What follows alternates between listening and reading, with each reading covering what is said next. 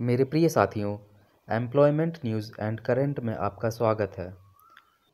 इस वीडियो में हम जानेंगे इसरो द्वारा निकाली गई साइंटिस्ट और इंजीनियर की वैकेंसी।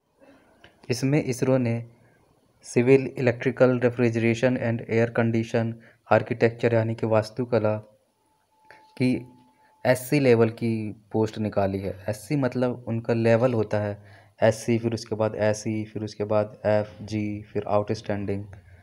यह पोस्ट ग्रुप ए गैजेटेड और नॉन गैजेटेड दोनों के लिए है। यह लेवल 10 पे मैट्रिक्स के लिए है और यह यंग ग्रेजुएट के लिए है। इसमें पोस्ट के बारे में बताया गया है।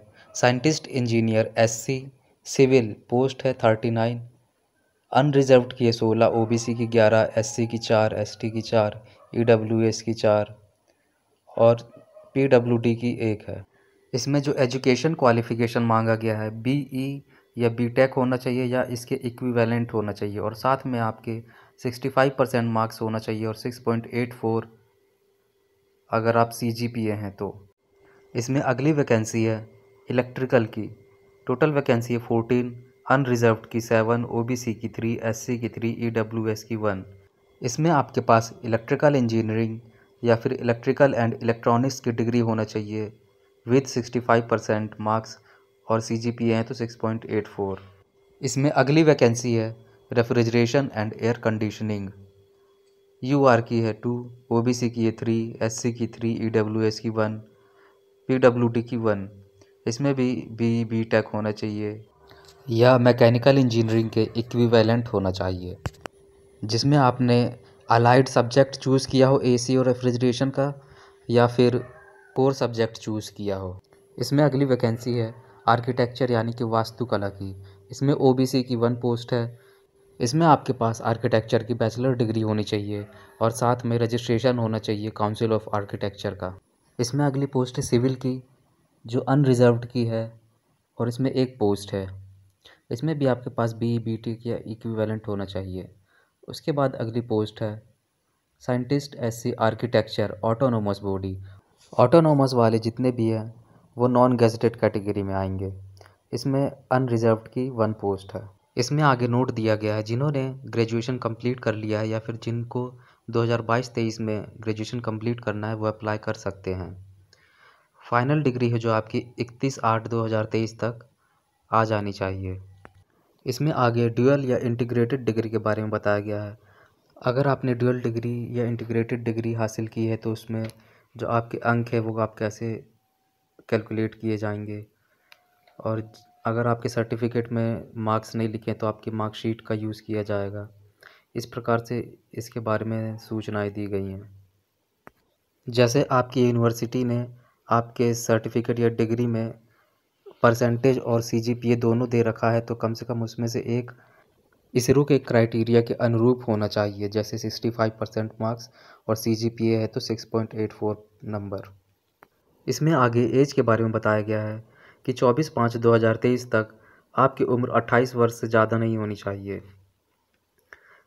इसमें ईडब्ल्यूएस एक्स सर्विसमैन और सेंट्रल गवर्नमेंट एम्प्लॉय को छूट मिलेगी। इसमें आगे पीडब्ल्यूडी के बारे में बताया गया है। जो 40% तक डिसेबल्ड हैं वो उनको इसमें आरक्षण मिलेगा। इसमें आगे आवेदन करने का तरीका बताया गया है। अगर आप एक से ज़्यादा पोस्ट के लिए पात्र हैं तो आप एक से ज़्यादा पोस्ट भर सकते हैं, लेकिन एक बात का ध्यान रखना पड़ेगा, जो एग्ज़ामिनेशन सेंटर होगा हर पोस्ट के लिए आप एक ही एग्ज़ामिनेशन सेंटर चूज़ करिएगा। आपके लिए फॉर्म भरने की लिंक 4/5/2023 से 24/5/2023 तक ही खुली रहेंगी। इसमें अगला महत्वपूर्ण पॉइंट देखते हैं।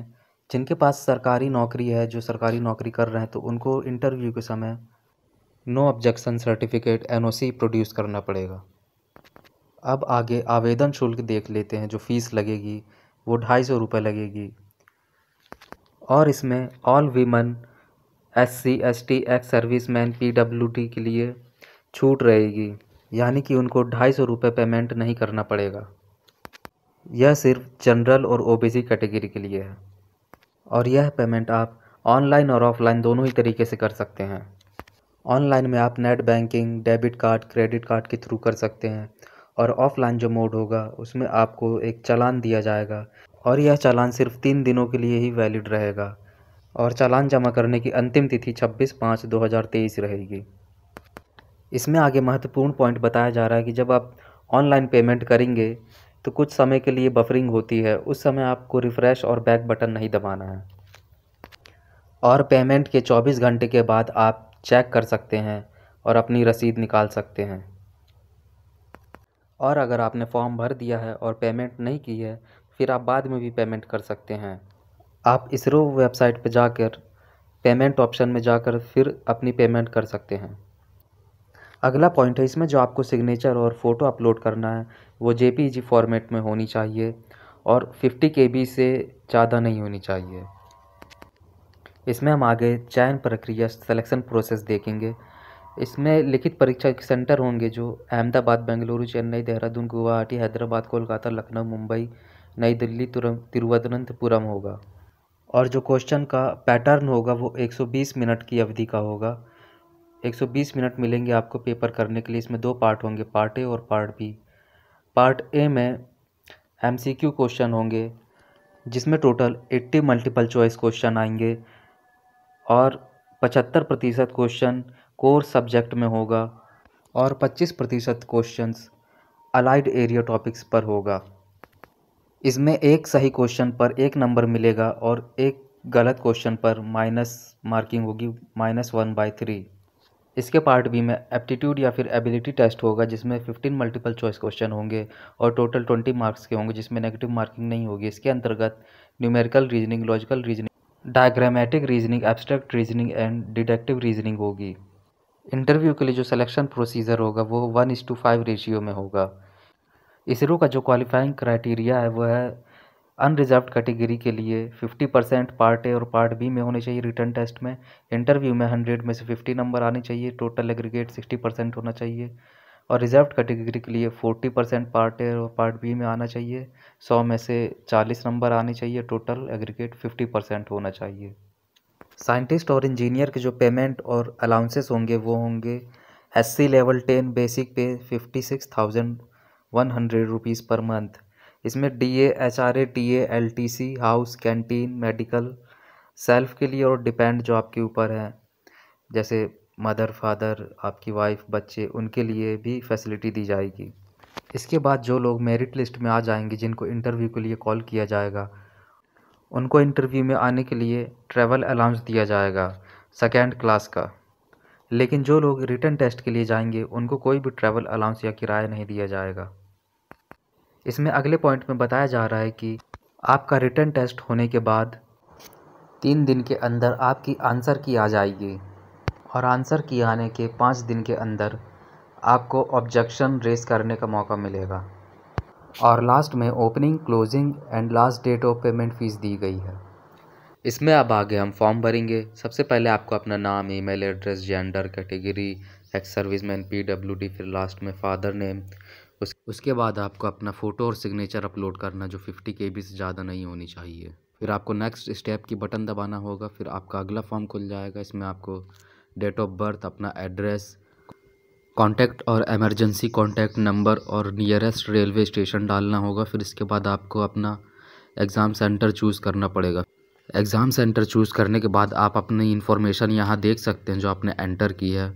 नीचे तक पूरा आपको दिखाई देगा। जो जो स्टेप आप डालेंगे इसमें वो स्टेप पूरे कंप्लीट होते जाएंगे और नीचे दिखाते जाएगा। फिर आपको नेक्स्ट स्टेप की बटन दबाना पड़ेगा और आप आ जाएंगे अगले पेज पर।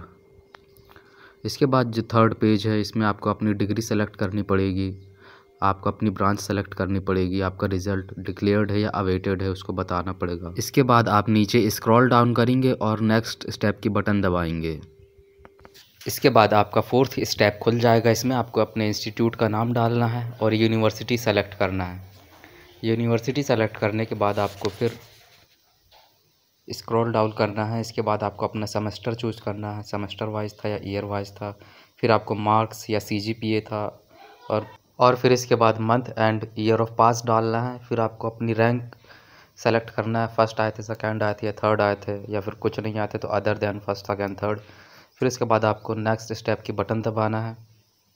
नीचे आपका सब इन्फॉर्मेशन देती जाएगी हर स्टेप की। नेक्स्ट पर क्लिक करने के बाद आपके पास 5th स्टेप खुल के आ जाएगा। इस 5th स्टेप में आपको अपने कोर्स का ड्यूरेशन बताना पड़ेगा कि कितने सेमेस्टर का आपका कोर्स था। इसके बाद आपको नेक्स्ट बटन पर क्लिक करना है। नेक्स्ट बटन क्लिक करने के बाद आपका 6th स्टेप खुल के आ जाएगा।